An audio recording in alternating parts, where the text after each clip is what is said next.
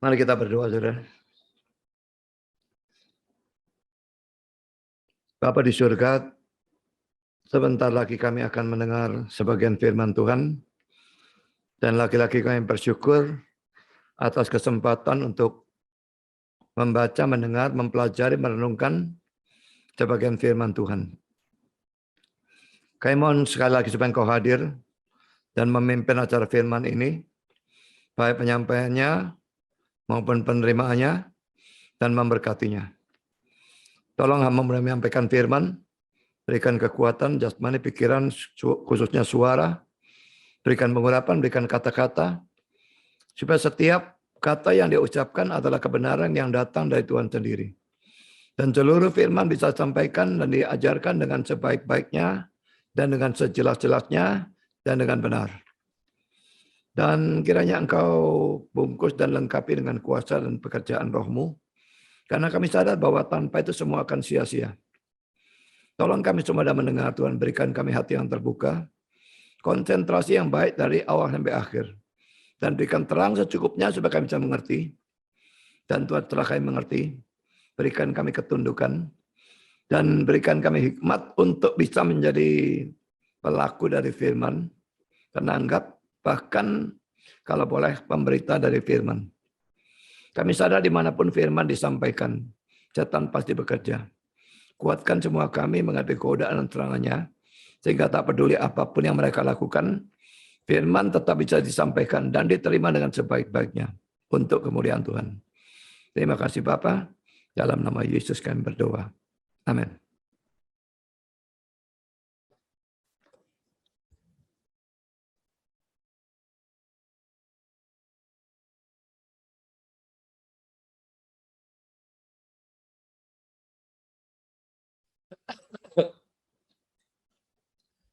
Saudara, kita membahas Lukas 10, 1-24, ini eksposisinya.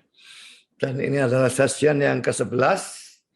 Dan kita sudah sampai pada bagian kedua, yaitu ayat 13 sampai dengan 24.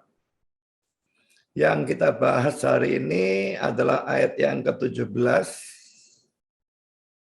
Tetapi ini dalam konteks 17 sampai dengan 20, saudara ya. Tapi yang 18 ini nanti minggu depan. Sekalipun ini ada yang juga disinggung tapi sedikit. Kita baca mulai 13 ya. Lukas 10, 13 sampai dengan 24. Celakalah engkau Korazim, celakalah engkau Betsaida.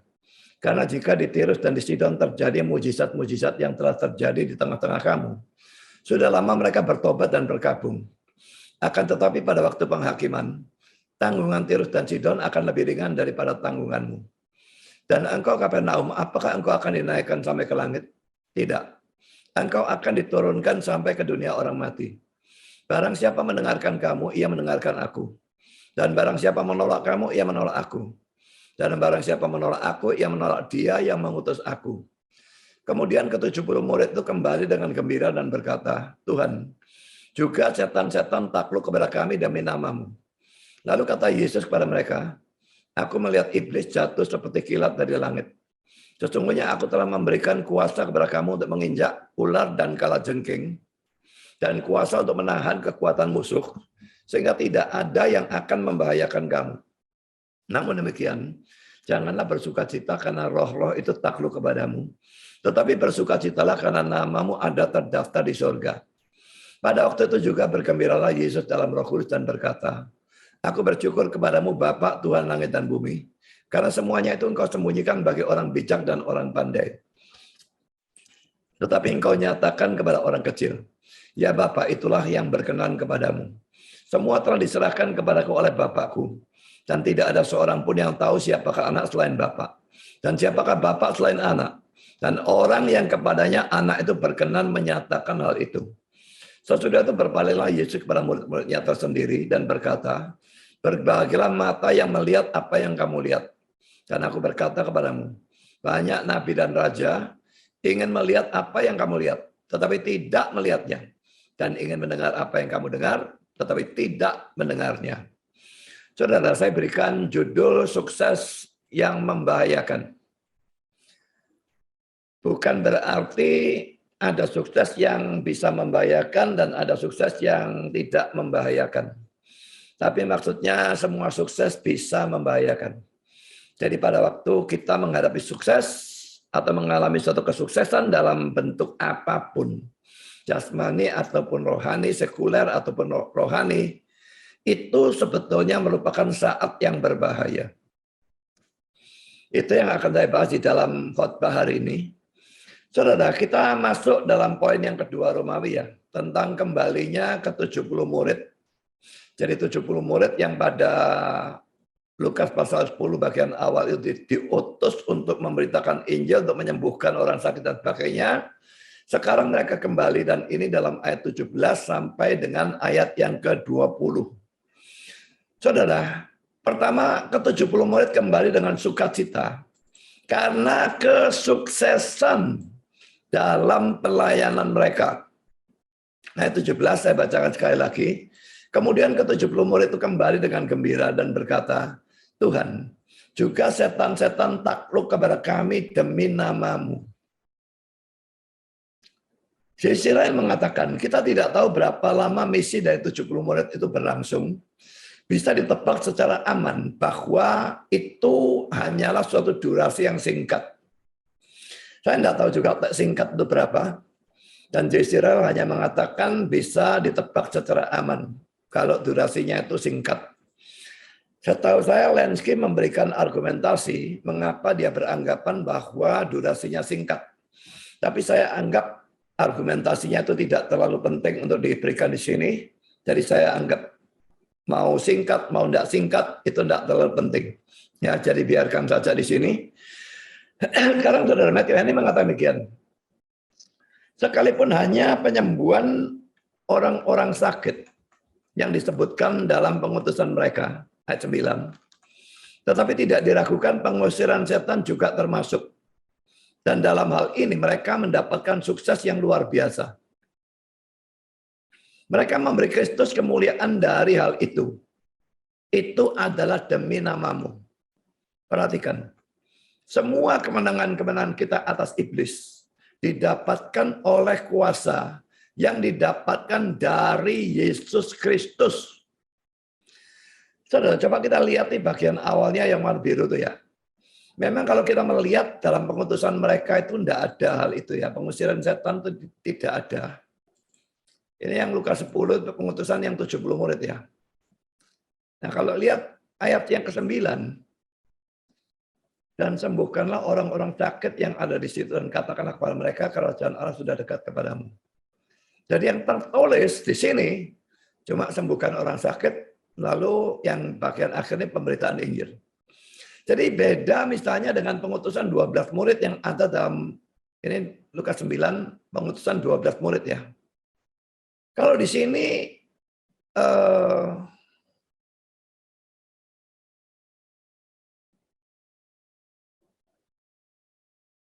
ini ya, ayat satunya.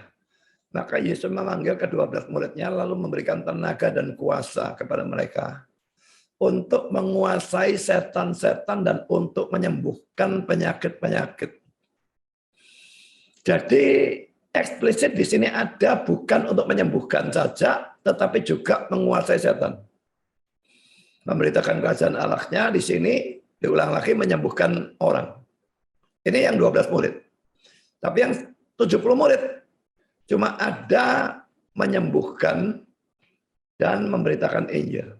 Ini yang tertulis. Apakah secara implisit termasuk setan, pengusiran setan, itu memang memungkinkan dan itulah penafsiran dari William Hendriksen. Tidak diragukan pengusiran setan-setan juga termasuk. Tapi ini tetap penafsiran, bukan Hendriksen, tapi Matthew Henry. Tetapi ini penafsiran. Saya tidak tahu apakah memang benar itu termasuk. Tapi yang jelas saudara, dalam hal pengusiran setan, mereka mendapatkan sukses yang luar biasa.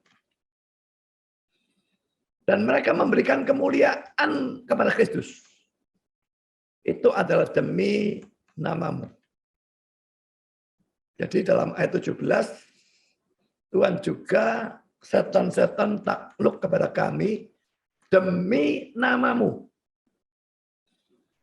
Jadi mereka sebetulnya bukan sombong atau bagaimana. Oh, ini ayatnya saya berikan di sini ya. Bukan orang sakit dan sebagainya. Mereka bukan sombong, bukan apa. Tapi tetap saudara, mereka berikan kepada Kristus pun. Ini merupakan saat yang sebetulnya membahayakan. Tapi dalam hal ini, mereka cukup bagus karena mereka mengalamatkan kemenangan itu kepada Kristus. Bukan mereka, tapi Yesus. Demi namamu, maka setan-setan takluk dan sebagainya. Perhatikan saudara ya, semua kemenangan-kemenangan kita atas iblis didapatkan oleh kuasa yang didapatkan dari Yesus Kristus. So, dalam hal sekuler pun ini termasuk. Saudara bisa bekerja dan saudara mendapatkan uang cukup banyak, sukses dalam pekerjaan saudara. Ini sebetulnya didapatkan dari Tuhan. Kalau bukan Tuhan yang memberkati, saudara tidak bakal sukses. Tidak peduli saudara menggunakan kepintaran saudara. Saudara menggunakan bakat-bakat saudara. Namun karena apapun yang ada dalam diri saudara. Tapi saudara, kalau Tuhan tidak memberkati, saudara tidak akan sukses. Jadi setiap sukses, kita harus berterima kasih kepada Tuhan dan mengalamatkan, menunjukkan semua kesuksesan itu karena Tuhan. Lebih-lebih secara rohani. Dalam pelayanan apapun.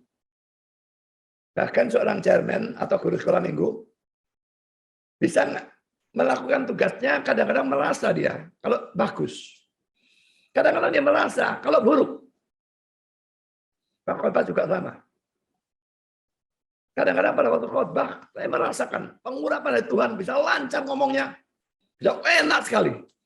Kadang-kadang saya merasa, khotbah ini kok kayak saya khotbahkan dari otak saya sendiri ya. Tapi saudara, dalam hal seperti itu ya,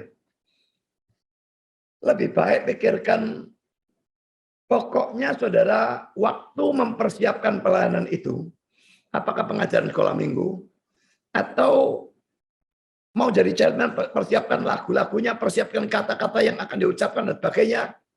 Dan waktu khotbah, mempersiapkan khotbah dengan sebaik-baiknya. Kalau persiapannya sudah maksimal, dan tetap saudara merasa itu kurang baik dalam pelaksanaan, biarkan saja, tidak masalah. Belum tentu kalau pelaksanaannya kelihatan baik, itu lebih diberkati Tuhan daripada kalau pelaksanaannya kurang baik. Belum tentu. Tapi yang jelas, kita persiapkan mati-matian. Tapi setelah kita berhasil, misalnya berhasil mempertobatkan orang dan sebagainya, maka saudara ingat bahwa semua kemenangan-kemenangan kita atas iblis didapatkan oleh kuasa yang didapatkan dari Tuhan. Jangan tepuk dada, banggakan diri, aku hebat sekali. Bentar lagi saudara tidak dipakai Tuhan. Kalau saudara memimpin satu gereja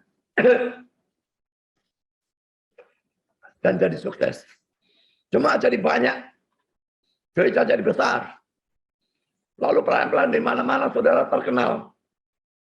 Jangan jadi sombong. Jangan menepuk dada. Ada orang-orang yang memang sedang cari nama dan saya sama sekali tidak mengerti orang seperti itu. Kok bisa seperti itu? Karena kalau saya sendiri, saya tidak gubris dengan nama. Saya malah tidak terlalu senang dengan jadi terkenal. Kemana-mana lalu kelihatan orang, oh Pak Budi. Rasanya jadi malah tidak punya privasi di mana-mana. Tapi ada orang yang senang. Disapa orang di mana-mana. Pergi Jakarta disapa orang. Pergi Surabaya disapa orang. Pergi ke Bali disapa orang. Senang. Senang ini ada kebanggaan. Ada kesombongan. Maka saudara sudah jatuh di dalam kesuksesan itu. Jadi hati-hati dalam kesuksesan. Saya katakan semua kesuksesan. Kalau kesuksesan itu membuat saudara menepuk dada, membuat saudara bangga, Saudara sudah jatuh dalam kesuksesan itu. Saya lanjutkan kata-kata J.C.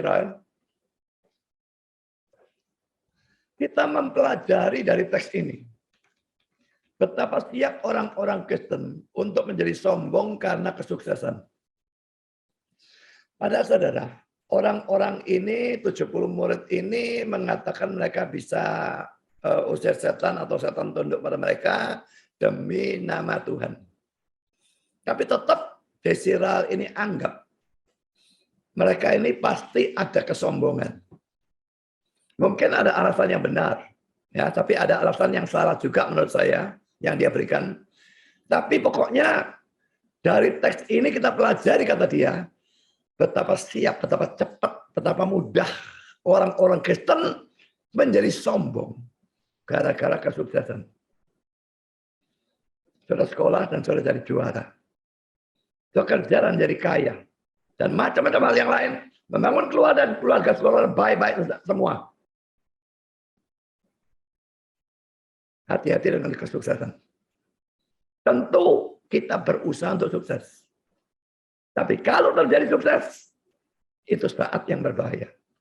Itu saat dimana kita harus waspada supaya tidak jatuh. Saya lanjutkan. Dituliskan bahwa ke-70 murid itu kembali dari misi pertama mereka dengan sukacita sambil berkata, Tuhan, bahkan setan-setan tunduk pada kami melalui atau demi nama-Mu. Di sana ada banyak api atau semangat yang palsu dalam sukacita itu. Kalau baca sepintas omongan dia, rasanya kayak menghakimi sekali ya di J.C. ini ya.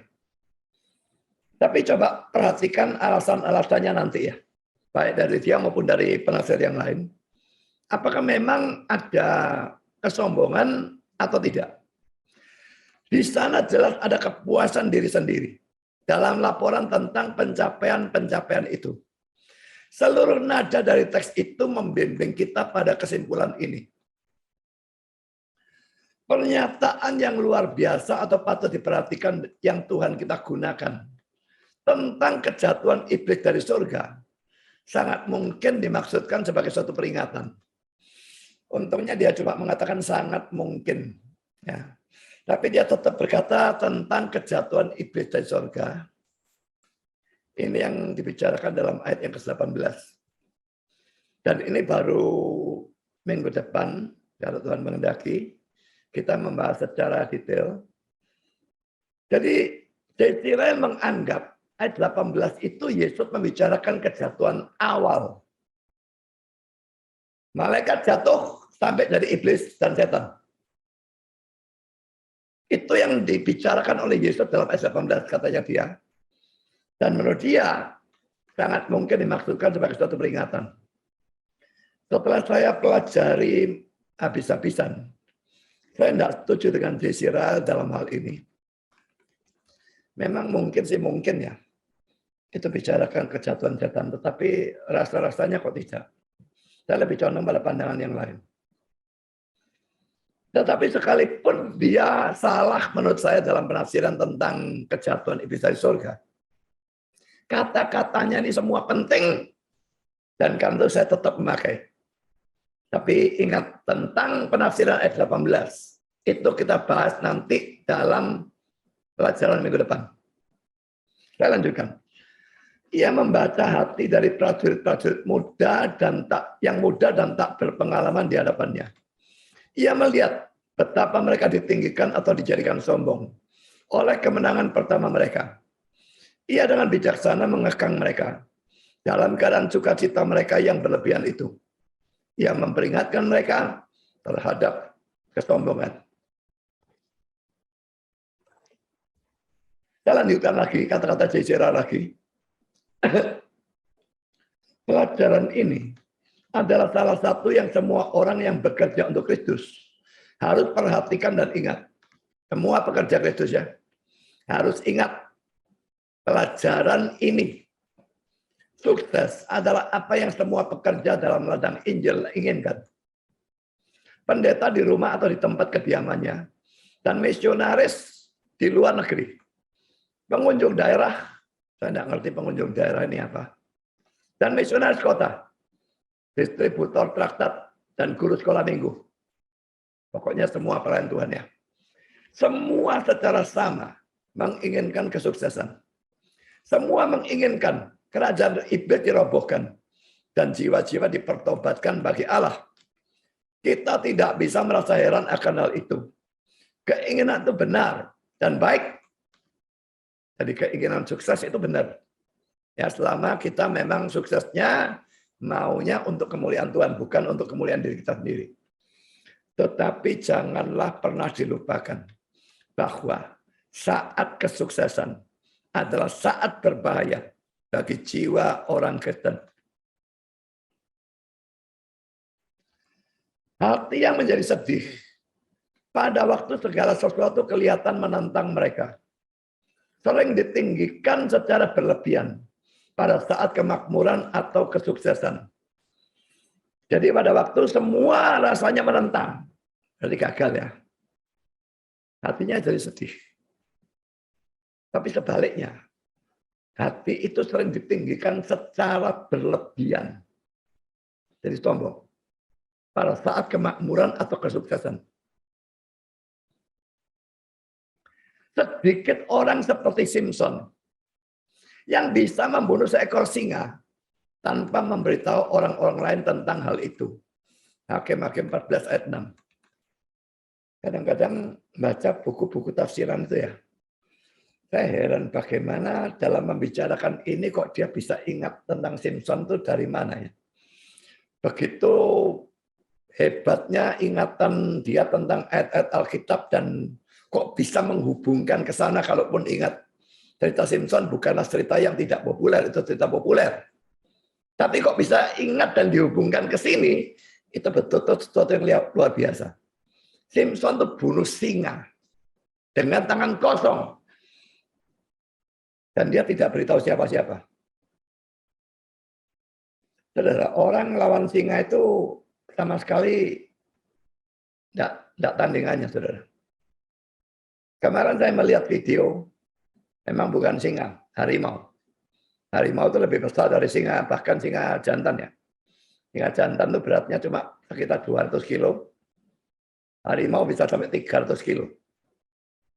Harimau mengejar orang yang ada di kereta di belakang dan dia loncat. Waduh, saya lihat hebatnya loncatan itu begitu luar biasa. Dan saya pikir orang sekuat apapun tidak akan bisa nahan itu. Hanya terjangannya saja pasti geblak. Cakarnya sudah bisa membunuh. Lebih-lebih taringnya dan sebagainya. Bagaimana Simpson melawan seekor singa dan membunuhnya dengan tangan kosong. Memang jelas mukjizat. Dia mendapatkan kekuatan yang luar biasa. Jadi seperti Superman dari Tuhan. Dan dia bunuh seekor singa dengan tangan kosong. Dia tidak ngomong sama siapapun. Jadi kalau saudara diserang seekor herder, anjing herder saja ya. Dan saudara berhasil membunuh dengan tangan kosong. Langsung masuk radio amatir, bukan begitu? Jangankan singa. Sedikit orang seperti Simpson. Biasanya, wah, pamer. Sukses bunuh herder, sukses bunuh singa apalagi. Jangankan dengan tangan kosong. Sukses nembak singa, bisa mati saja sudah dipamerkan fotonya kok. Banyak orang seperti itu kan. Orang salaman dengan presiden, fotonya dipajang di rumahnya. Banyak ya. Apa bangganya sudah sebetulnya? Tapi itu dianggap begitu kebanggaan. Kalau saya tak taruh lemari, kalau terjadi hal seperti itu. Sedikit orang sukses tidak memberitahu orang-orang lain tentang kesuksesannya. Tidak heran bahwa Santo Paulus berkata tentang seorang uskup atau penatua, bahwa ia tidak boleh merupakan seorang yang baru bertobat atau seorang pemula. Supaya jangan karena ditinggikan dengan kesombongan, ia jatuh dalam penghukuman dari setan.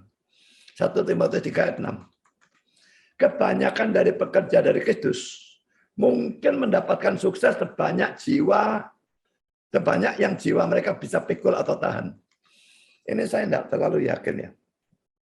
Kenyataannya kan banyak orang sukses lalu jadi sombong. Jadi Tuhan tidak lalu, oh orang ini kalau tak kasih banyak sombong, tak kasih sedikit saja. Mungkin kasus-kasus tertentu dia begitu kan. Tapi ada kasus yang dikasih sukses dan orangnya memang jadi sombong. Banyak luar biasa tanpa menyebutkan nama, tidak usah menyebutkan lah. Banyak seperti itu.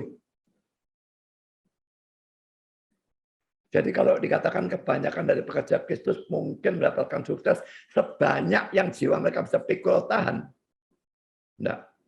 Banyak yang mendapatkan sukses. Lebih banyak dari yang jiwa mereka bisa pikul tahan. Saya tidak setuju ngomong dia dalam hal ini. Tapi dua ayat yang digunakan itu betul bagus ya. Kita baca ayatnya ya. Hakim 14, 5 dan 6. Lalu pergilah Simson beserta ayahnya dan ibunya ke Timna.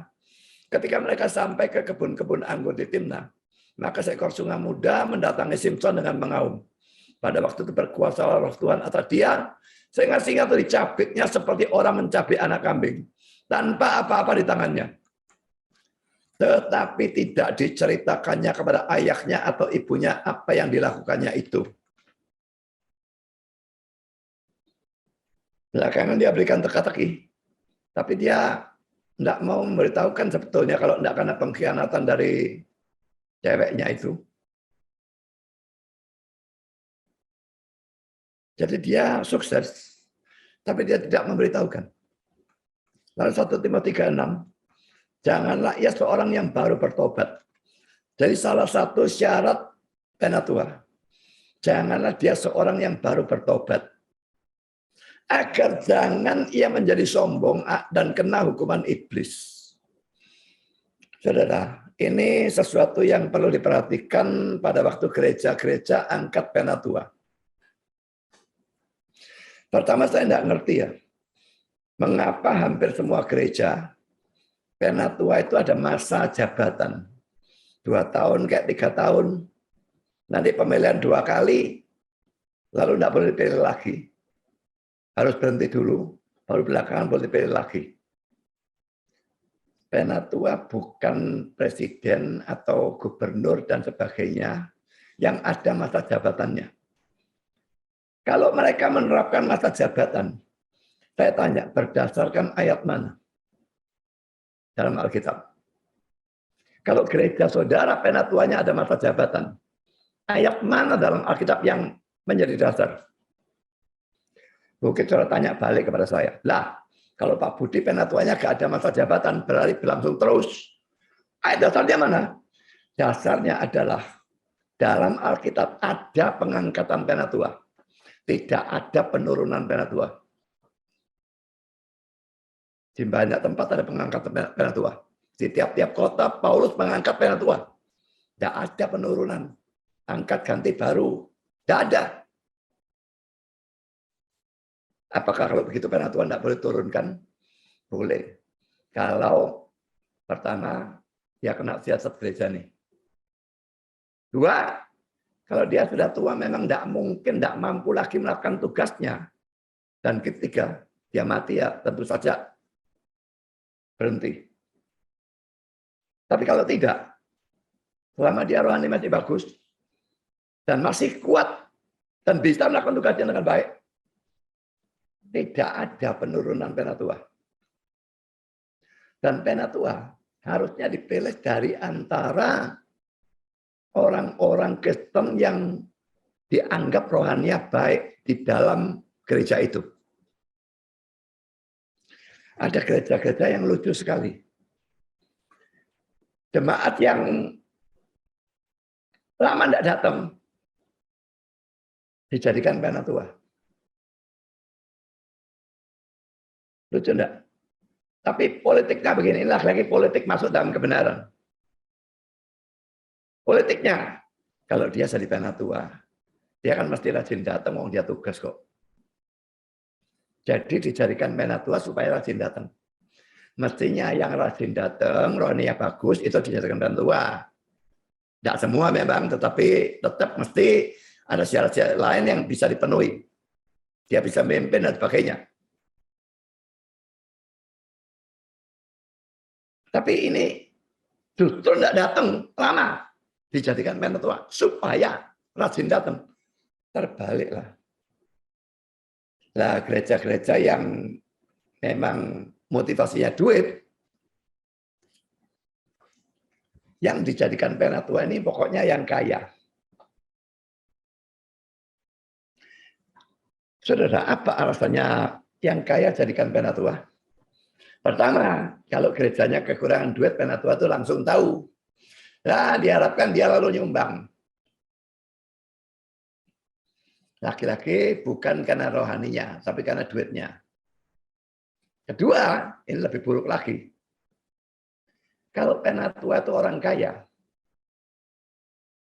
dia lihat pendeta ini HR-nya 5 juta sebulan. Ini gimana 5 juta mau hidup? Nah, penatuanya itu kaya, dia penghasilannya 50 juta atau 100 juta. Ini 5 juta. Balik kadung atau gimana? Naik kan? Nah, pendetanya naik. Tapi kalau penatuanya itu orang miskin-miskin, rohani tapi miskin, penghasilannya 3 juta, 4 juta, maka bagi mereka, pendeta dikasih HR atau biaya hidup 5 juta. Tinggi sekali, sudah lebih tinggi dari aku kok. Ya cukup lah. Ini motivasi lebih buruk lagi. Kalau motivasinya ngangkat penatua, supaya pendetanya dikasih HR yang tinggi, ini pendeta brengsek sekali. Ya saudara, saya memang agak menyimpang dalam urusan ayat ini. Tetapi karena urusan penatua ini begitu banyak, gereja tidak karu-karuan, saya pikir saya memang harus menyimpang. Sekarang saya kembali, saudara. Janganlah seorang yang baru bertobat diangkat jadi penatua. Orang yang baru bertobat itu rohaninya mestinya rendah. Dan biasanya sangat gampang jadi sombong. Kok tahu-tahu dikasih kedudukan tinggi. Kalau dia cuma dijadikan orang yang mengedarkan kantong kolektor, atau orang yang antarkan jemaat yang datang ke kursinya dan sebagainya, apapun namanya itu masih tidak apa-apa. Tapi langsung tahu-tahu penatua, ini kedudukan terlalu tinggi untuk orang yang baru bertobat. Dan memang tidak bijaksana. Dia tidak ngerti apa-apa, Mas Yan. Tidak ngerti firman Tuhan apa-apa. Tidak ngerti apa-apa juga tentang gereja mungkin. Bagaimana jadi penatua yang tugasnya mengarahkan gereja. Kayak jadi MPR atau DPR dari satu negara. Nah, ini tidak bisa. Dan lain alasannya, agar jangan ia menjadi sombong dan kena hukuman iblis. Jadi mestinya sudah anggota lama. Rohaninya bagus. Aktif ikut PA. Kalau gerejanya ada PA. Kalau gerejanya tidak ada PA, ya mesti diadakan dulu. Dulu, saudara, kalau saya mengangkat penatua, selalu dari antara orang-orang yang ikut PA. Dan itu pun selalu terjadi kelucuan. Tidak semua, tapi terjadi kelucuan tertentu. Sudah angkat orang yang ikut PA untuk jadi penatua. Sudah diangkat, dia berhenti ikut PA. Sukar menilai kerohanian orang. Tapi tetap harus diusahakan untuk lakukan. Mungkin dikasih syarat.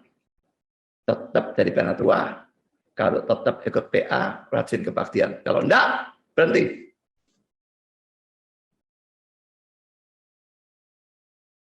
Penatua itu penilik jemaat, istilahnya di dalam Alkitab kita. Bagaimana dia penilik jemaat? Kalau dia tidak datang, dia tidak tahu jemaatnya bagaimana. Dia tidak datang. Lain ceritanya kalau musim pandemi. Memang tidak bisa diapa-apakan. Kita gereja tidak bisa berfungsi normal selama pandemi ini masih ada. Tapi dalam keadaan normal, dia harus rajin datang. Kebaktian maupun PA. Jangan angkat orang baru. Nanti jadi sombong dan kena hukuman iblis. Saya lanjutkan. Desira lagi.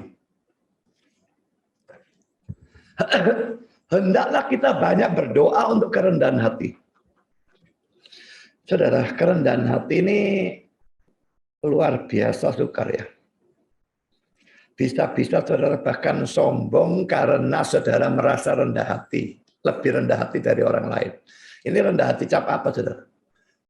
Merasa sombong, merasa bangga. Karena merasa dirinya lebih rendah hati dari orang lain. Nah, bagus sekali kan. Begitu liciknya rendah hati itu masuk dalam diri kita. Secara tidak kelihatan.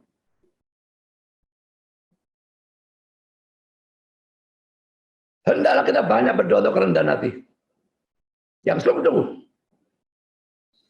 Dan khususnya kerendahan hati dalam hari-hari damai dan sukses kita. Kalau dalam kegagalan, kita otomatis jadi rendah hati biasanya. Mungkin karena mau berikan kita kerendahan hati, Tuhan berikan banyak kegagalan. Gagal dalam keluarga, gagal dalam pekerjaan, gagal dalam keuangan, gagal dalam gereja. Supaya tidak sombong. Mungkin salah satu alasan itu seperti itu. Saya lanjutkan. Pada waktu segala sesuatu di sekitar kita kelihatannya makmur. Dan semua rencana kita bekerja dengan baik. Pada waktu ujian-ujian dan penyakit-penyakit keluarga dijauhkan dari kita. Dan perjalanan dari urusan-urusan dunia kita berjalan lancar. Pada waktu salib-salib harian kita ringan. Dan semua di dalam dan di luar. Seperti suatu pagi tanpa awan. Maka itulah saat di mana jiwa kita berada dalam bahaya. Semua lancar, semua baik, semua bagus, semua sukses. Nah, itu saat di mana jiwa kita berada dalam bahaya. Karena itu saudara, topik daripada khotbah hari ini adalah sukses itu saat yang berbahaya, saat yang membahayakan. Semua sukses. Pada waktu sukses dalam hal apapun selalu introspeksi. Apakah ada kebanggaan? Apakah ada kesombongan? Kadang-kadang bukan suksesnya kita sendiri, tapi suksesnya anak-anak kita. Merasa anaknya sukses jadi orang yang kaya. Wah, dipamerkan semua orang. Merasa anaknya sukses dalam sekolah, wah satu juara cum laude dan sebagainya. Wah, pamerkan pada semua orang. Karena saudara suksesnya anak, suksesnya keluarga. Pokoknya sukses itu saudara kan ya di sekitar saudara dan saudara ikut menikmati. Maka saudara banggakan. Lebih baik pikirkan anak rohani yang sukses secara sekuler itu sukses juga secara rohani atau tidak. Apa gunanya dia mendapatkan seluruh dunia tapi jiwanya binasa? Saya lanjutkan. Maka itulah saat di mana kita perlu untuk berjaga-jaga secara double atas hati kita sendiri. Itulah saat di mana benih-benih dari kejahatan ditaburkan di dalam diri kita oleh setan. Yang pada suatu hari bisa mengherankan kita oleh pertumbuhan dan kekuatan mereka. Pokoknya ada kesuksesan, setan taburkan benih kebanggaan, benih kesombongan. Dan saudara tidak merasa. Atau wah, besar sekali sudah. Di sana ada sedikit orang-orang Kristen yang bisa membawa suatu cangkir yang penuh dengan tangan yang teguh. Cangkir penuh itu sukses pokoknya. Nggak tahu maksudnya tangan yang teguh itu bagaimana. Tapi pokoknya dari seluruh pengalimatannya kita bisa tahu apa yang dia maksudkan. Sukses, lalu jadi sombong. Sedikit yang tidak. Di sana ada sedikit orang yang jiwanya makmur pada hari-hari sukses mereka yang terus-menerus. Hari-harinya sukses. Terus jiwanya makmur. Berarti dia tidak menjadi sombong. Ya, ini jarang. Sedikit saja. Kita semua cenderung untuk mempersembahkan korban bagi pukat atau jala kita. Dan membakar kemenyan bagi penarik jala kita sendiri. Mau penarik jala atau jalannya sendiri, saya tidak tahu terjemahan yang persis. Habakuk 1 ayat yang ke-16. Nanti kita lihat ayat-ayatnya, saudara ya. Kita siap berpikir bahwa kekuatan dan nikmat kita sendiri telah mendapatkan atau menghasilkan kemenangan bagi kita. Jadi kalau kita sukses, hampir selalu kita pikir, wah, kerja kerasku, IQ tinggiku, bakat-bakatku, dan sebagainya. Mestinya, saudara, semua karena Tuhan. Kalau gagal, karena aku. Kalau sukses, karena Tuhan. Peringatan atau nasihat dari teks di depan kita seharusnya tidak pernah dilupakan. Di tengah-tengah kemenangan-kemenangan kita, hendaklah kita berteriak dengan sungguh-sungguh, Tuhan, pakaianilah kami dengan kerendahan hati. Pernahkah berdoa minta kerendahan hati? Khususnya di tengah-tengah kesuksesan saudara. Mari kita lihat ayat tadi ya. Habakuk 1 ayat 16. Itulah sebabnya dipersembahkannya korban untuk bukatnya dan dibakarnya korban untuk payangnya. Sebab oleh karena alat-alat itu pendapatannya mewah dan rezekinya berlimpah-limpah. Saudara, payang itu pukat ya. Saya tadi baru lihat di KBBI. Saya tidak tahu arti dari kata payang. Ternyata ada. Ya. Jadi payang itu artinya pukat kalau dalam KBBI. Dalam King James, payangnya itu diterjemahkan their drag. Jala mereka atau pukat mereka, jala dan pukat ya sama saja. Jadi saudara, orang ini kelihatannya seorang nelayan yang mencari nafkah dengan jala. Dan dia berhasil. Karena alat-alat itu pendapatannya mewah dan rezekinya berlimpah-limpah. Pada waktu dia berhasil, dia mempersembahkan korban untuk pukatnya. Dia membakar korban untuk payangnya.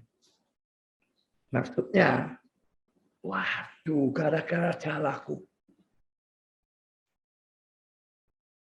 Bukan Tuhannya yang dipuja karena memberikan berkat ikan banyak.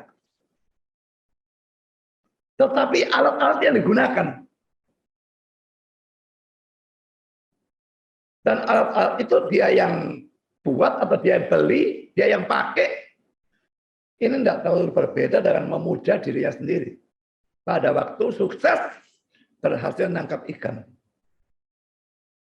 Dan tentu saja bukan cuma pemancing ikan, penjala ikan yang bisa bangga seperti ini, bisa jadi sombong seperti ini, tapi semua pekerjaan.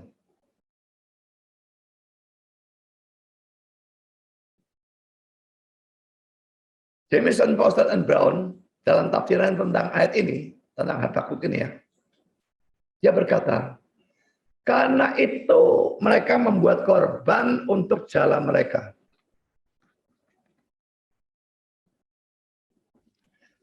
Artinya senjata-senjata atau kuasa atau senjata-senjata kuasa atau kekuatan, keahlian militer mereka dengan mana mereka mendapatkan kemenangan mereka alih-alih kepada Allah.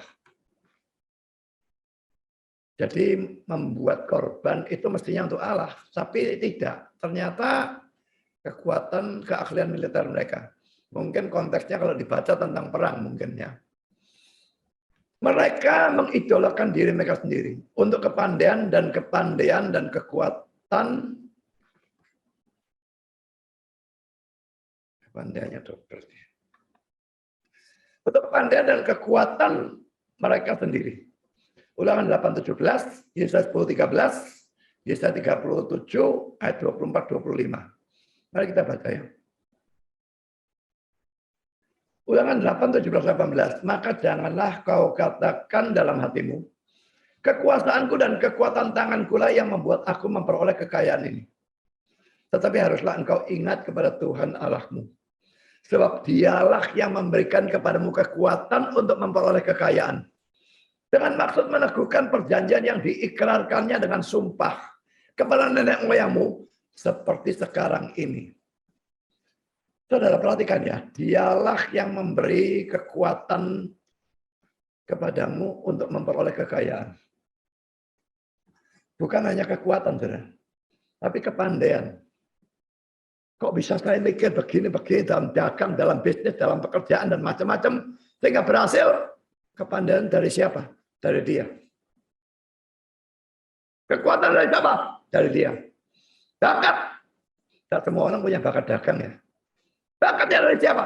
Dari dia. Ingat ya, sehebat-hebatnya saudara, sekuat-kuatnya saudara, sepintar-pintarnya saudara, Tuhan sentil sedikit saja di sini, saudara stroke, dan saudara berhenti kerja, tidak bisa kerja, atau bahkan mati.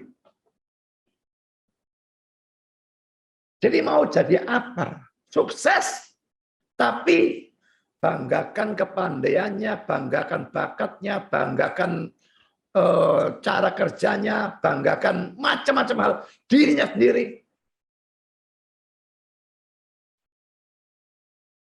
Saya selalu ingat, pada waktu sukses, Tuhan yang anugerahkan. Memang kita bekerja, tapi tanpa berkat Tuhan, pekerjaan kita tidak akan menghasilkan apapun. Betul-betul nihil. Yesaya 10 ayat yang ke-13. Sebab ia telah berkata, dengan kekuatan tanganku, aku telah melakukannya. Dan dengan kebijaksanaanku, sebab aku berakal budi, aku telah meniadakan batas-batas antar bangsa. Maksudnya saya kira menjajah mereka, dia mengalahkan negara mereka ya. Dan telah merampok persediaan mereka. Dengan perkasa, aku telah menurunkan orang-orang yang duduk di atas takhta. Ini kelihatannya kayak Putin ya. Wah, sombongnya luar biasa. Saya pikir dia yakin pada waktu dia menyerang Ukraina, dalam waktu sangat singkat dia bisa menundukkan seluruhnya. Sekarang tidak tahu sudah berjalan berapa, pasti lebih dari setengah tahun. Dia malah hancur-hancuran banyak sekali, sekalipun Ukraina juga hancur. Tapi dia mengalami kerugian luar biasa banyak. Dan lucu banget, Xi Jinping tidak belajar dari hal itu. Sekarang mau bikin gara-gara dengan Taiwan, yang memungkinkan terjadi perang melawan Amerika. Atau Taiwan yang didukung Amerika.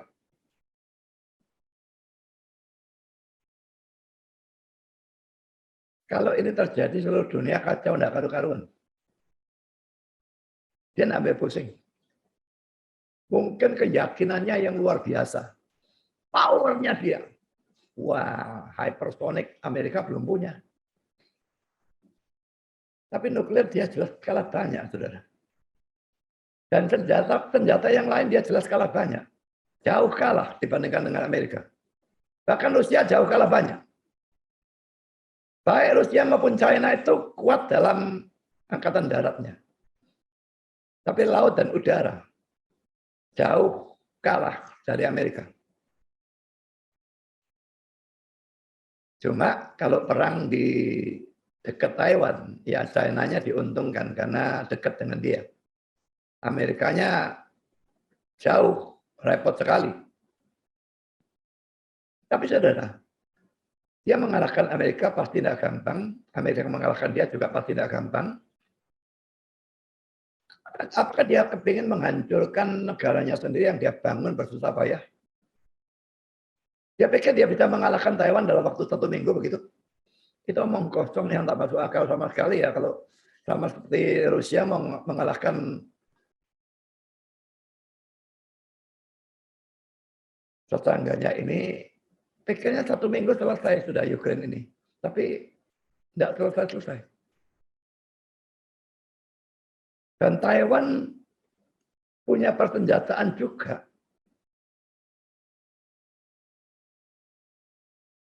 Apakah tidak hancur semua kota-kotanya China itu? Beijing, Shanghai, Guangzhou, tidak tahu apa lagi semua. Apa tidak hancur semua?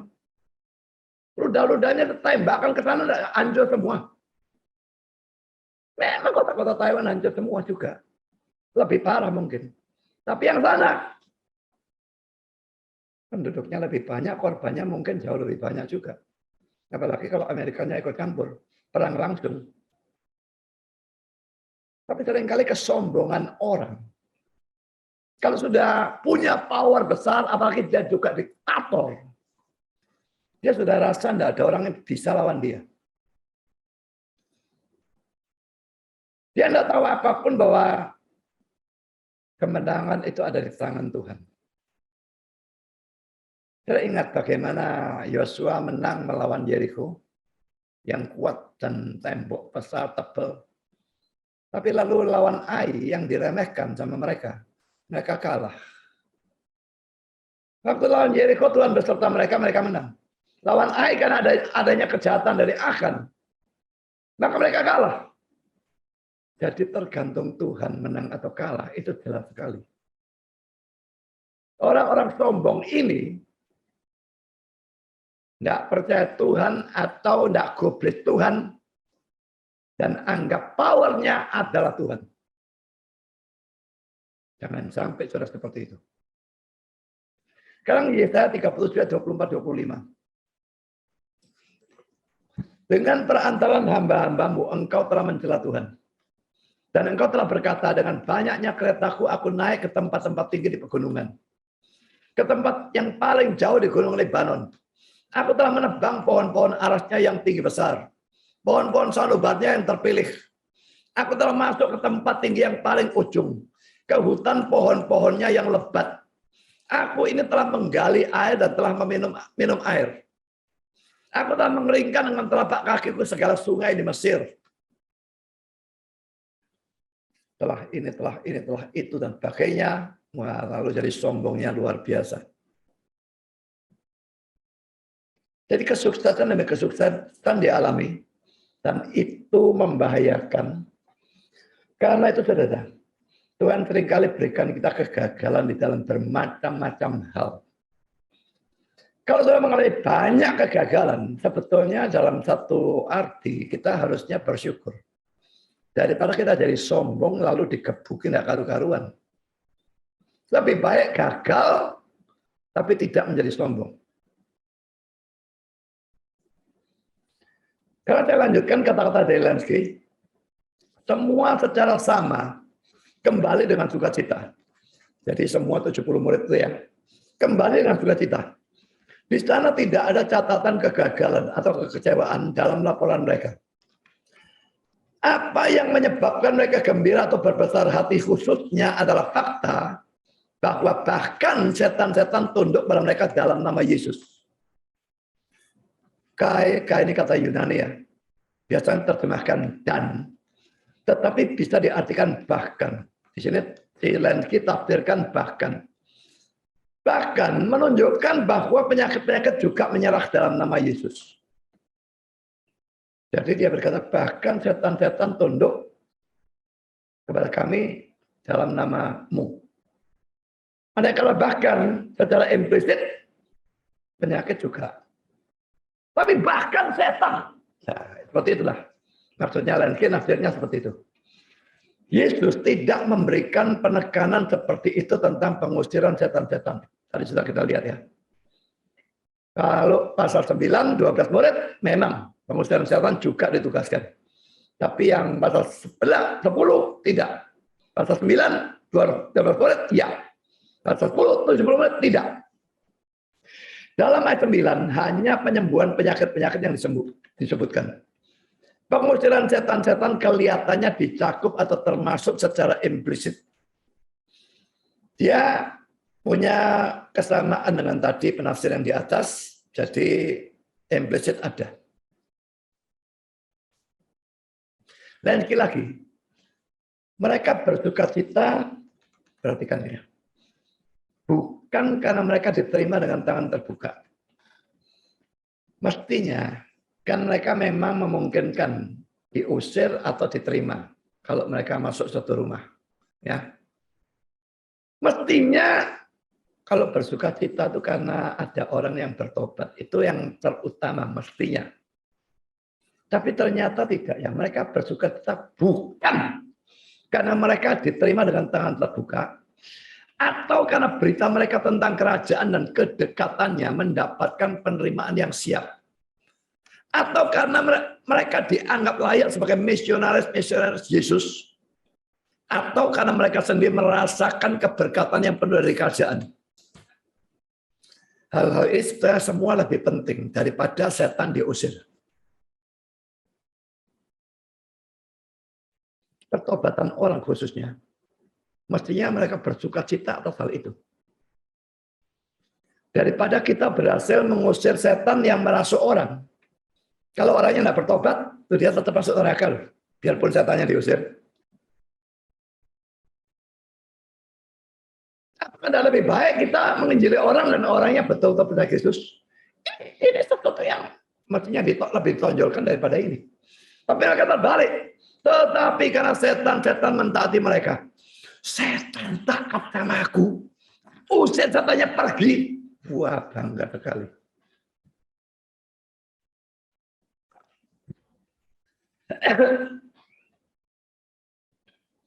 Saya pernah berdoa mengusir setan yang merasuk orang dan berhasil. Dan saya pernah juga berkali-kali bahkan mengusir setan yang merasuk orang dan gagal. Sebetulnya bersyukur mestinya untuk kegagalan itu. Kalau tidak mungkin saya jadi sombong seperti mereka. Ada saat-saat saya berhasil, ada saat-saat saya gagal.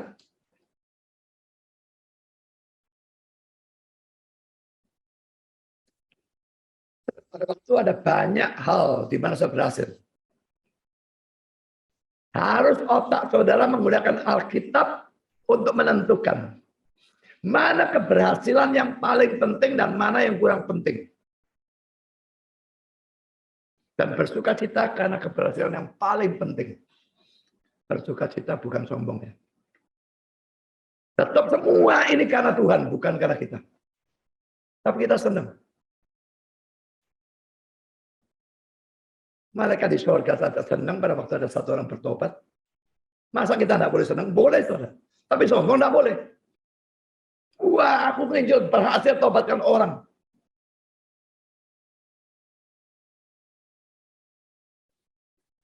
Seringkali orang terlalu banyak sombong dalam hal seperti itu. Dalam misalnya. Wah, laporannya itu nginjil ini bertobat, nginjil ini bertobat, nginjil ini bertobat. Saya gak percaya sama sekali. Kok gampang sekali mempertobatkan orang. Orang sini ini orang Asia diinjili ya. Coba di follow up, cari orangnya. Setelah bertobat itu pergi ke gereja mana, bagaimana tekun, terus atau enggak. Banyak orang khususnya Stephen Tong adakan altar call. Dan senang jadikan kebanggaan. Altar call di sini mempertobatkan sekian ratus orang, sana mempertobatkan sekian ratus orang, dihitung, catat semua. Oh, semua hidup aku sama mempertobatkan ribuan orang. Saya dulu pernah jadi komandan counselor. Pada waktu Stephen Tong mengadakan KKR di Gelora 10 November, Tambak Sari. Altar call, saudara, tidak tahu berapa ratus orang yang maju ke depan. Dan semua dicatat, counseling dan sebagainya oleh counselor. Saya sendiri ikut meng-counsel, saudara, orang-orang tertentu. Dan satu orang saya tanya, kenapa maju ke depan? Kepingin tokonya laris, gak perlu nguaplok kita. Callingnya itu apa tadi? Yang terima Kristus. Dia maju ke depan supaya tokonya laris. Ini serius, saya tidak guyonan.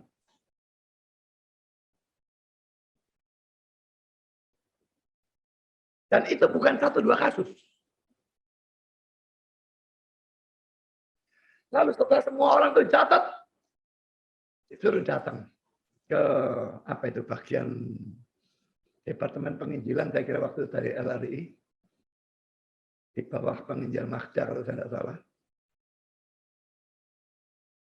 Setelah dikasih pelajaran, tidak tahu yang hadir berapa, kasih pelajaran beberapa kali, saya tidak tahu berapa kali. Tersisa cuma 16 orang. Lalu diserahkan ke Departemen Pembinaan di bawah pimpinan saya. Departemen Pembinaan ini yang diarahkan pada gereja. 16 orang yang datang cuma 1. Dan satu saya ajak omong sebentar, saya tahu. Orang ini bukan Kristen. Belum Kristen. Saya yakin. Jadi saudara, dari ratusan orang yang maju ke depan karena altar call-nya Stephen Tong. Hasilnya berapa jadinya? Saya tidak bilang bahwa hasilnya 0. Tapi jelas jauh di bawah yang maju ke depan itu. Belum tentu bisa ada 10% atau 5%. Belum tentu bisa 1% yang sungguh-sungguh pertobatan sejati.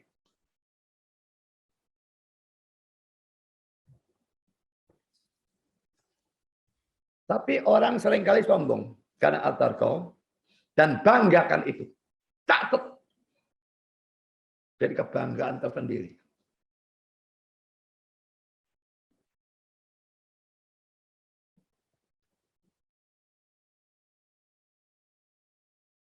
Kita senang kalau orang bertobat. Cuma pertobatan yang palsu sudah anggap sebagai pertobatan sejati. Ini sama sekali salah.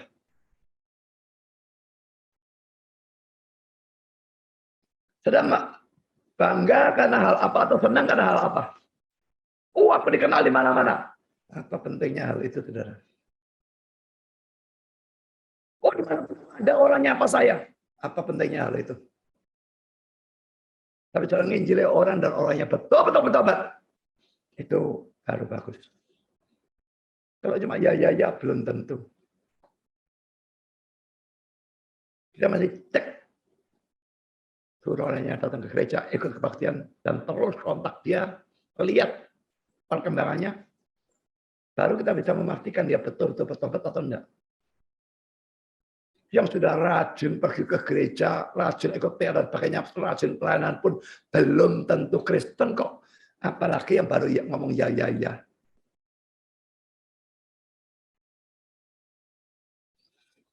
Jadi saudara, sukacita boleh, tetapi kita harus tahu sukacita tentang hal mana yang terbaik, hal mana yang kurang baik, dan sebagainya. Dan itu harus ditinjau dari Alkitab, bukan dari pikiran bodoh kita. Sekarang Lenski, saudara. Karena berkenaan dengan setan-setan, kami memperhatikan bahwa nama itu tidak digunakan sebagai suatu mantra. Mantra meninggalkan Allah. Menggunakan nama-nama kudus dengan cara-cara yang dilarang. Dan karena itu digunakan dalam kasus-kasus di mana doa dalam nama Yesus kelihatannya tidak membawa hasil. Aneh ya? Doa dalam nama Yesus gak berhasil. Lalu pakai mantra-mantra. Mantranya bisa doa Bapak kami diulang 10 kali. Doa Salam Maria diulang 7 kali. Itu mantra, saudara. Bahkan kata-kata dalam nama Yesus itu bisa jadi mantra. Saya ingat waktu saya dulu beli mobil.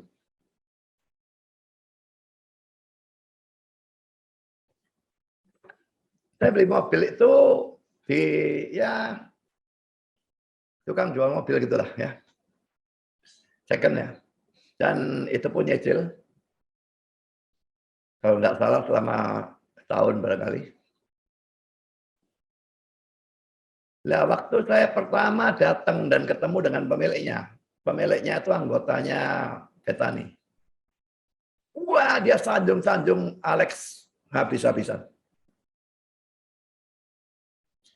Tapi pada waktu kali terakhir saya datang melunasi, dia rupanya sudah tahu Alexnya itu bagaimana.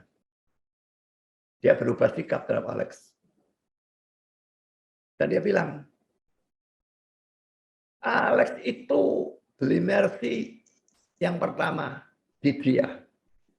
Second. Waktu mau beli, dia tidak punya uang. Dia tumpangi tangan itu Mercy. Dalam nama Yesus, mobil ini jadi milikku. Dan beberapa saat setelahnya, dia cukup uang, dia beli Mercy itu. Ini apa-apaan, saudara, mobil ditumpangi tangan dalam nama Yesus, mobil ini milikku. Kalau enggak Tugu Pahlawan itu sekalian ditumpangi tangan, atau seluruh stadion Tambak Sari, lalu buat gereja di sana. Atau istana presiden sekali ditumpangi tangan, dalam nama Yesus ini milikku. Saya ingin tahu bisa berhasil apa enggak. Ini jadi mantra. Ini bukan doa. Kok berhasil? Setan yang menjawab mungkin. Tapi kan setan tidak bisa jawab. Doa yang salah itu banyak dijawab setan. Kadang-kadang Tuhan dalam belas kasihannya dia bermurah hati kepada orang bodoh. Yang doanya salah. Tapi banyak kali setan betul-betul yang jawab. Supaya apa? Kalau dia doa secara salah, tidak dijawab terus, ya dia berhenti dengan cara yang salah, lalu dari doa dengan cara yang benar nanti. Jadi setan jawab, supaya dia pikir, wah doa ini mudarat, aku tetap berdoa dengan cara ini. Katolik itu, doa Salam Maria itu doa apa-apaan, dasarnya jelas tidak ada. Dan Ortodoks juga ada, saya kira doa Salam Maria. Tapi lebih lagi kalau Katolik, wah doa Salam Maria sekian kali. Seringkali dimasukkan iklan kan. Apa yang dia inginkan sudah terkabul karena doa Salam Maria sekian kali. Karena doa Bapa kami sekian kali. Ini jadi mantra, saudara. Katolik penuh dengan mantra. Saya makin banyak serang Katolik, saudara. Kenapa? Saya tempoh hari serang sepintas. Dan serang itu memang kata-katanya penafsir kok. Yang mujizat di Kana, air betul-betul menjadi anggur. Itu transubstantiation, a change of substance, yang sungguh-sungguh. Saya kontraskan, atau penafsir itu kontraskan dengan transubstantiation-nya Katolik yang abal-abal. Karena di sana tidak ada a change of substance. Dalam perjamuan kudus mereka. Rotinya tetap roti, tapi kata mereka, roti jadi tubuh, sungguh-sungguh. Dan anggur dari darah gitu, sungguh-sungguh. Tapi penampilannya, accident-nya. Accident itu penampilan, rasanya, baunya, tetap roti dan anggur. Omong kosong apa itu? Ya mereka ngamuk, orang saya, Budi Asali apa-apa. Bahkan di thumbnailnya sudah masuk nama Budi Asali banyak-banyaknya. Tambah tak serang lebih banyak. Nah tentang debat juga di sana, ayo mau debat. Ajukan siapapun pautnya juga boleh kok. Pokoknya debatnya pakai translator tentu saja kalau paus. Dan saya tidak ngerti bahasa dia. Dan sebaliknya dia tidak ngerti bahasa saya. Saya tidak guyonan, saya berani debat sama paus. Debat yang fair, saya jamin tidak bisa menang. Enggak. Kesombongan? Tidak. Saya yakin argumentasinya untuk menghantam Katolik itu luar biasa banyak dan luar biasa kuat. Tidak bakal bisa kalah. Enggak. Sama seperti saya yakin kalau Calvinisme diadu sama Arminianisme seperti GBI, Agrafe dan sebagainya, hancur lebur lah mereka. Mana bisa menang? Protestan diadu sama karismatik, mana bisa menang? Jangan mungkin karismatik yang bisa menang. Sini tunjukkan karismatik yang mana yang berani debat sama saya. tentang bahasa roh, tentang mujizat, tentang kesembuhan ilahi dan macam-macam hal, tentang geblak.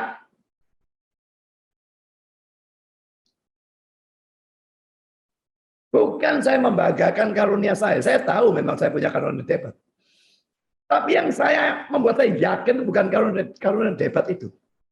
Tapi karena saya tahu argumentasinya memang tidak mungkin yang salah menang.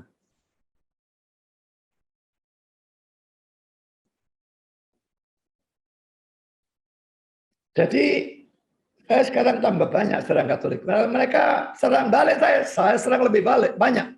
Loh kan Kak, saya tidak peduli. Tugas saya tunjukkan kesalahan kok. Tugas saya tunjukkan kesesatan. Orang yang mau ngamuk, mau serang balik, ayo serang-serangan sekarang.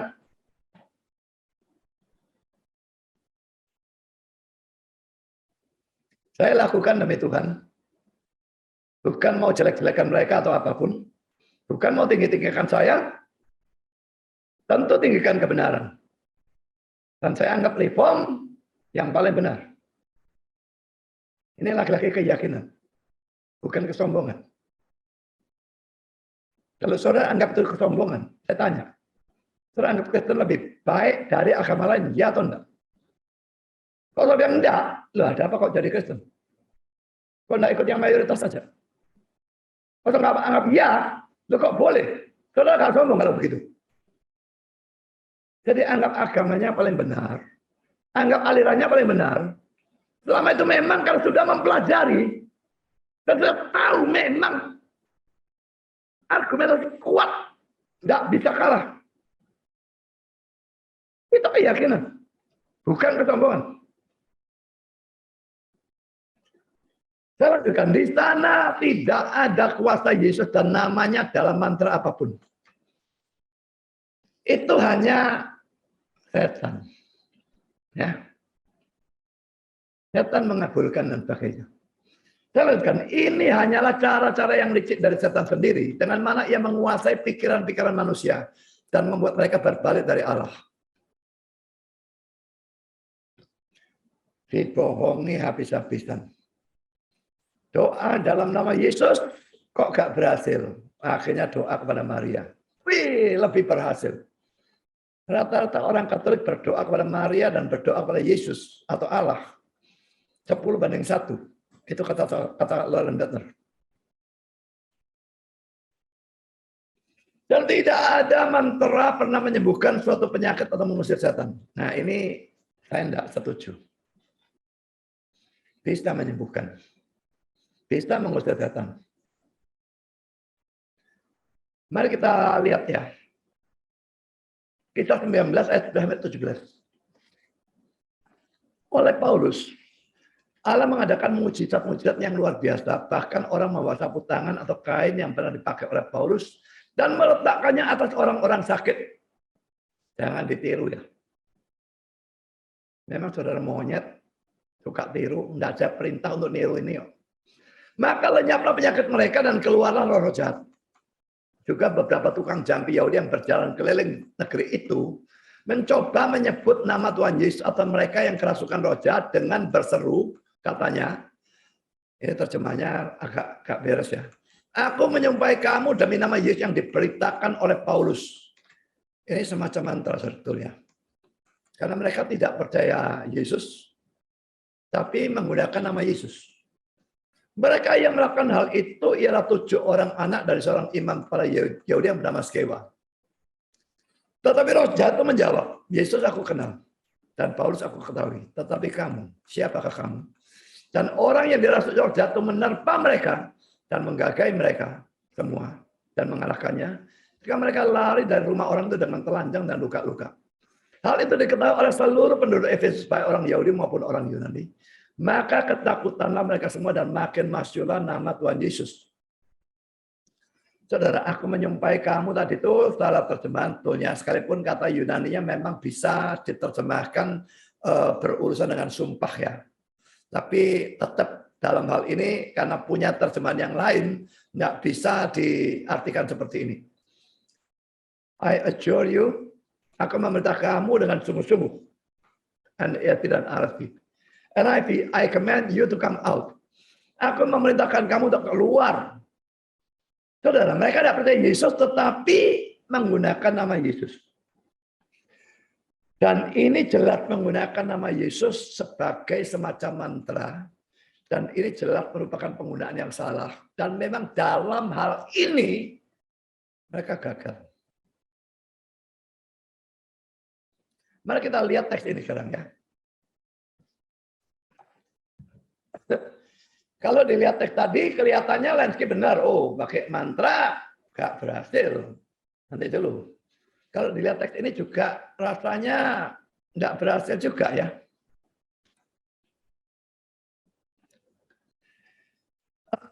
Nanti 12 ayat 22 sampai 26. Kemudian dibawalah kepada Yesus seorang yang kerasukan setan. Orang itu buta dan bisu, lalu Yesus menyembuhkannya sehingga si bisu itu berkata-kata dan melihat. Maka takjublah sekalian orang banyak itu katanya, iya ini agaknya anak Daud. Anak Daud itu gelar dari Mesias. Tetapi ketika orang Farisi mendengarnya, mereka berkata, dengan Beelzebul penghulu setan yang mengusir setan. Orang awam saja bisa duga itu Mesias. Mestinya orang Farisi lebih bisa. Tapi karena iri hati, dengki atau apapun, mereka bilang dengan kuasa setan dia mengusir setan. Jadi Yesus dituduh, difitnah, mengusir setan dengan kuasa setan. Lalu Yesus menjawab ya. Tetapi Yesus mengetahui pikiran mereka. Lalu berkata kepada mereka, setiap kerajaan yang terpecah-pecah pasti binasa. Dan setiap kota atau rumah tangga yang terpecah-pecah tidak dapat bertahan. Demikian juga kalau iblis mengusir iblis, ia pun terbagi-bagi dan melawan diri sendiri. Bagaimanakah kerajaannya dapat bertahan?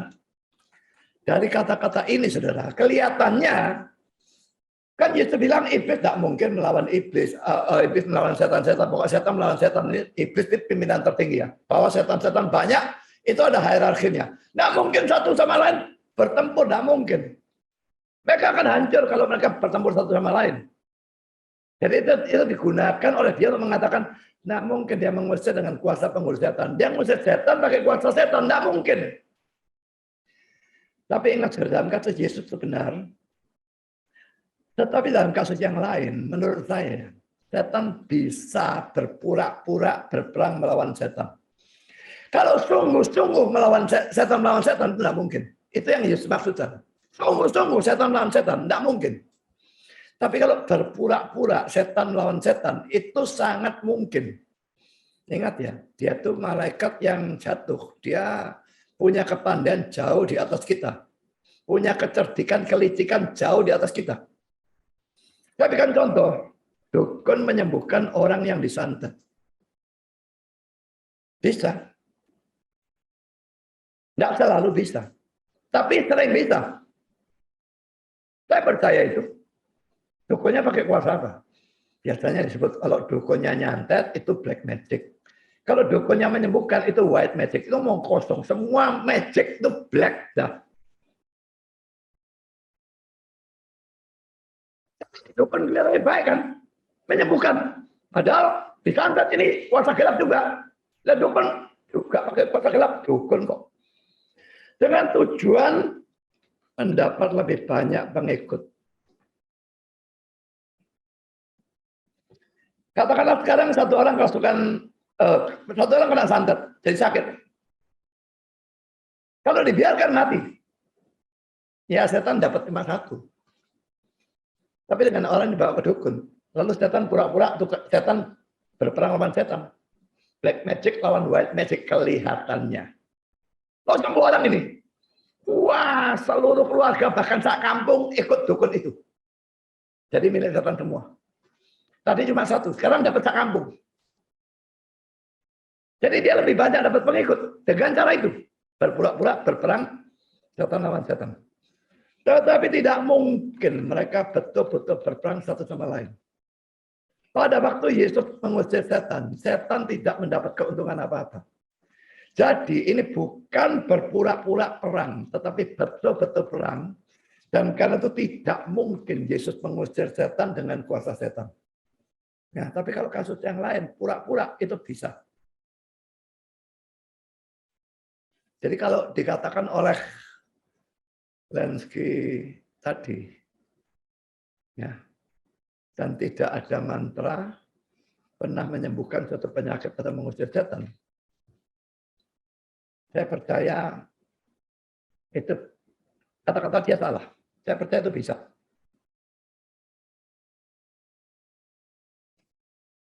Dulu waktu saya masih kecil, saya lupa saya umur berapa, tapi mungkin sekitar umur 8 atau 9. Jelas saya kafir, seluruh keluarga saya juga kafir. Mama saya kehilangan barang, saya lupa barang itu barang apa. Lalu saya dibawa ke dukun kuku. Saya tahu namanya dukun kuku ya. Wah, ruangan itu sudah menyeramkan bagi saya. Saya anak kecil. Masuk ruangan yang gelap dan rasanya serem gitu. Mama saya ikut dengan saya. Saya bawa. Oh, dukun itu punya kayak semacam zat warna hitam cair ya. Saya enggak tahu apa itu. Lalu dengan kuas, kukunya ibu jari saya ini diwarnai, dicat gini ya. Sambil dicat kukunya ini, dia komat kamit ucapkan mantra. Saya tidak perlu nirukan apa-apa, saudara. Dia saja yang ngomong. Tapi jelas sekali itu mantra. Setelah beberapa waktu, dia bilang, lihat apa? Seharusnya itu bisa jadi semacam TV nanti, video. Tapi black and white dan tidak terlalu kontras. Tapi cukup untuk melihat itu apa. Saya sebetulnya melihat di situ. Di rumah saya yang dulu, ya rumah papa saya ya. Di tengah-tengah ada pilar. Dan pilar itu kelihatan jelas sekali oleh saya. Tidak kelihatan oleh yang lain. Saya saja yang lihat. Dan di sebelah pilar itu ada orang. Tapi belum jelas wajahnya bagi saya orang ini siapa. Tapi pada waktu dukun kuku itu tanya, lihat apa? Saya takut. Saya bilang, saya tidak lihat apa-apa. Tidak tahu. Tidak ada. Dia coba lagi, ucapkan mantra lagi. Saat beberapa waktu, tanya lagi, lihat apa? Saya tetap lihat itu. Saya bilang, tidak lihat apa-apa. Wah, tidak bisa lah ini. Jadi ada yang bisa dan tidak bisa. Tidak jadi. Tapi dalam kasus lain yang ayah saya sendiri pernah ceritakan, itu betul-betul jalan dari video. Menemukan maling dan pakai bisa sungguh-sungguh. Jadi jangan pikir mantra tidak berguna. Kuasa setannya bekerja, dia bisa melakukan hal-hal yang luar biasa. Tentu dengan seizin Tuhan.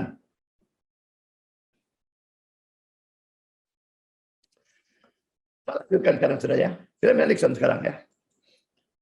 Pada waktu ke-70 atau 72, murid itu kembali, mereka berteriak dengan sukacita. Tuhan, bahkan setan-setan tunduk berkami dalam namamu. Yesus memurnikan emosi murid-muridnya dengan memberitahu mereka bahwa sukacita utama mereka seharusnya adalah karena fakta bahwa nama-nama mereka dicatat di surga. Lukas 10 ayat 7-20. Itu nanti kita akan pelajari lanjutannya, kota-kota selanjutnya. Sukacita terutama nama mereka, bukan pelayanan mereka berhasil, tapi mereka itu diselamatkan. Nanti pelayanan mereka menyelamatkan orang. Proses setan itu ranking 8, tidak tahu. Tapi mereka salah menetapkan yang mana yang penting, yang mana yang kurang penting. Saudara, ini menunjukkan bahwa keberhasilan dalam pelayanan tidak ada gunanya kalau kita sendiri tidak selamat. Dan itu memungkinkan. Kelihatannya seolah-olah pelayanannya berhasil. Tetapi orangnya yang melakukan pelayanan tidak selamat. Matius 7:21-23 ini kelihatan jelas ya. Bukan setiap orang yang berseru kepada Tuhan, Tuhan akan masuk ke dalam kerajaan surga, melainkan dia yang melakukan kehendak Bapa di surga. Pada hari terakhir banyak orang akan berseru kepadaku, Tuhan, Tuhan, bukankah kami bernubuat demi nama-Mu? Ini melayani bukan?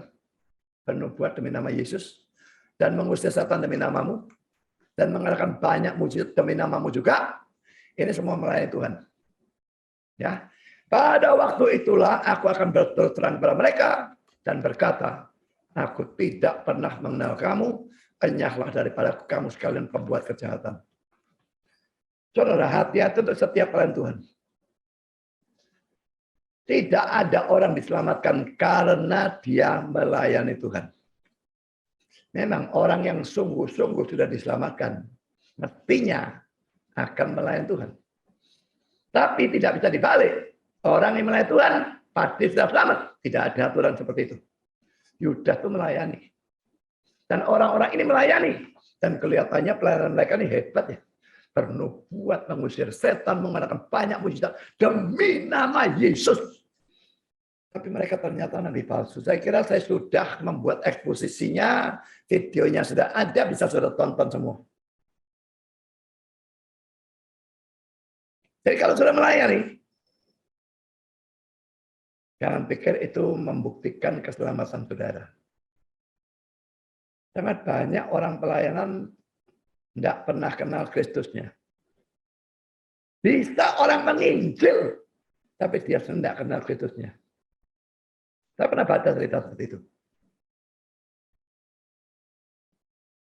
Dan William lagi. Mereka kembali dengan sukacita dan menyatakan kegembiraan mereka karena fakta bahwa setan-setan telah tunduk pada mereka dalam nama Yesus. Jelas bahwa mereka telah sukses dalam misi mereka. Mungkin baik dalam pemberitaan Injil ya, dan dalam penyembuhan, dan apa yang memberikan kejutan kepada mereka, karena sejauh yang kita ketahui itu bahkan tidak termasuk dalam tugas yang telah ditetapkan kepada mereka. Lihat ayat 9, ini sudah kita lihat tadi, juga dalam persoalan pengusiran setan. Senang. Tidak salah karena senang, saudara. Cuma mesti tahu tingkat-tingkat mana yang lebih menyenangkan dibandingkan yang lain. Dan jangan sampai senangnya dari sombong. Itu Robertson. Bahkan setan-setan. Ini sungguh-sungguh merupakan satu ujian. 12 murid secara eksplisit telah diberi kuasa ini pada waktu mereka diutus, Lukas 9 ayat 1. Tadi sudah kita baca. Tetapi 70 murid ini hanya diberitahu untuk menyembuhkan orang-orang sakit, Lukas 10 ayat 9. Itu lebih baik daripada mereka harapkan. Jadi kalau menurut E.T. Robertson, mereka tidak disuruh mengusir setan. Kalau tadi Hendrickson dan Lenski saya kira mengatakan implisit itu ada. Tapi ini pandangannya beda. Enggak, mereka tidak diberitahu tentang hal itu. Tapi ternyata keberhasilan lebih dari yang mereka harapkan. Injil mengerjakan keajaiban atau pencapaian yang luar biasa dan mereka berbahagia. Setan-setan itu semata-mata merupakan satu tanda dari konflik antara Kristus dan iblis. Setiap pengkhotbah harus bergumul dengan setan-setan dalam pekerjaannya.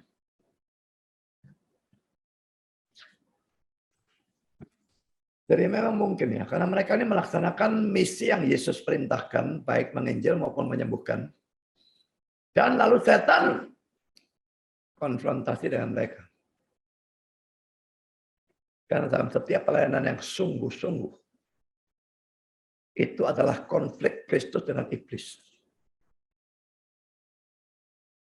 Dan karena setan pasti menyerang orang yang melayani dengan sungguh-sungguh dan dengan benar. Karena dia katakan setiap pengkhotbah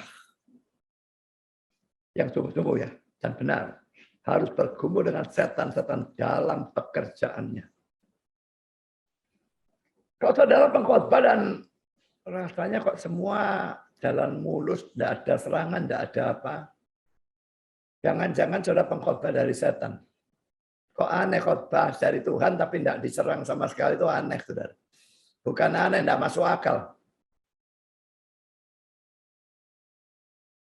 Ini ayat-ayat yang diberikan, sudah kita baca betulnya, kita baca lagi. Lukas 9 ayat 1, maka Yesus memanggil ke-12 muridnya lalu memberikan tenaga dan kuasa pada mereka untuk menguasai setan-setan. Jadi pengutusan 12 murid eksplisit ditulis, ya. Dan menyembuhkan penyakit-penyakit. Menyembuhkan penyakit juga, nginjil juga nanti dalam ayat selanjutnya, tetapi menguasai setan juga. Tapi yang kepada 70 murid, Lukas 10 ayat 9, dan sembuhkanlah orang-orang sakit yang ada di situ, dan katakanlah kepada mereka, kerajaan Allah sudah dekat padamu. Hanya sembuhkan dan nginjil. Yang mesti setan tidak ada. Jadi keberhasilan mereka kalau menurut A.T. Robertson melebihi pengharapan mereka. Harapan mereka cuma nginjil dan menyembuhkan orang sakit. Tapi ternyata konflik dengan setan. Mereka usir setan dan mereka berhasil. Apa yang menjadi inti dari pelajaran ini? Sebetulnya ada dua. Yang pertama, kalau berhasil, maka pikirkan yang mana keberhasilan yang penting. Yang kurang penting lagi, kurang penting lagi. Dan itu urut-urutannya harus sesuai dengan Alkitab. Pada waktu mereka mementingkan, tidak melaporkan yang lain, cuma pengusiran setan, jelas mereka sudah salah dalam urut-urutan mana yang penting. Karena ayat 18 dan sebagainya, sebetulnya merupakan koreksi dari Yesus terhadap sikap mereka itu. Yang kedua, jangan menjadi sombong pada waktu sukses dalam hal apapun. Sekuler ataupun rohani. Introspeksilah. Setiap kali ada kesuksesan dalam hal apapun. Karena sukses adalah sesuatu yang membahayakan. Tuhan memberkati saudara sekalian. Amin.